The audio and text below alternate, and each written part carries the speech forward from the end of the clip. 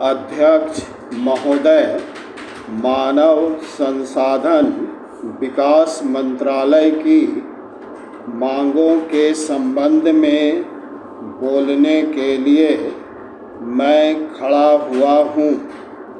शिक्षा की पद्धति के बारे में, उसमें परिवर्तन लाने के बारे में, इस क्षेत्र में हमें जो असफलता हाथ लगी है उसके बारे में अभी मेरे मित्र ने बहुत कुछ कहा है। दुर्भाग्य की बात यह है कि देश में सभी लोग यह मानते हैं कि शिक्षा में प्रगति नहीं हुई है। शिक्षा पद्धति में आमूल-चूल परिवर्तन नहीं हुए हैं, लेकिन फिर भी इस दिशा में कुछ किया नहीं जाता है। ऐसा प्रतीत होता है कि इस विषय में कुछ भी करने की स्थिति में हम नहीं रहे हैं। स्थिति ज्यों की त्यों चली आ रही है।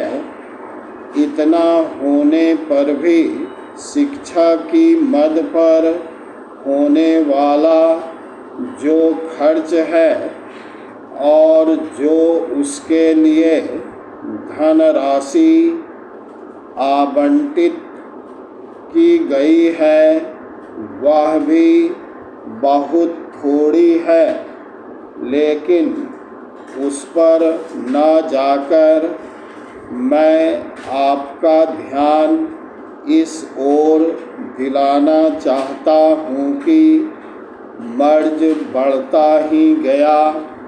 ज्यों-ज्यों दवा की वाली कहावत ही आज चरितार्थ हो रही है। जितने ज़्यादा आयोग और समितियां बैठी और जितनी ज़्यादा शिक्षा पद्धति के बारे में छानबीन की गई, उतनी ही ज़्यादा बीमारी बढ़ती गई। बीमारी का इलाज न होकर और भी खराबियां पैदा होती गई।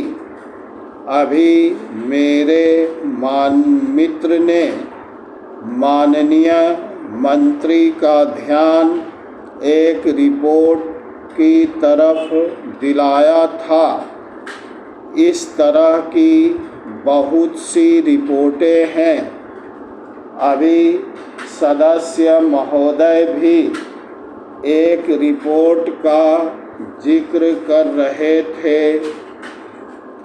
रिपोर्ट तो बहुत सी प्रस्तुत हुई है, लेकिन मंत्रालय ने उस पर कभी कार्यान्वयन करने की दिशा में कोई कदम नहीं उठाया।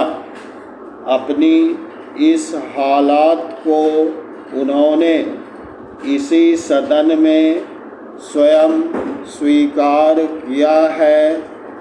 अपनी विवशता को उन्होंने स्वयं यहाँ प्रकट किया है। Paragraph change. इस विषय पर और अधिक न कहकर मैं आज के दिन मानव संसाधन विकास मंत्रालय का ध्यान दो विशेष विषयों की तरफ दिलाना चाहता हूँ। पहली बात तो मैं हिंदी के बारे में कहना चाहता हूँ। मंत्रालय का काम हिंदी का प्रसार और प्रचार करना है। हिंदी हमारे देश की राष्ट्रभाषा है। संविधान ने उसको राष्ट्रभाषा का स्थान दिया है, लेकिन हिंदी को वह स्थान अभी तक भी ठीक से प्राप्त नहीं हुआ है। इसके कई कारण हो सकते हैं। एक कारण हिंदी प्रेमियों का अधिक उत्साह हो सकता है। दूसरा, दलगत राजनीति से प्रभावित होकर राजनेताओं का भाषा के बारे में अपनाया गया दृष्टिकोण हो सकता है।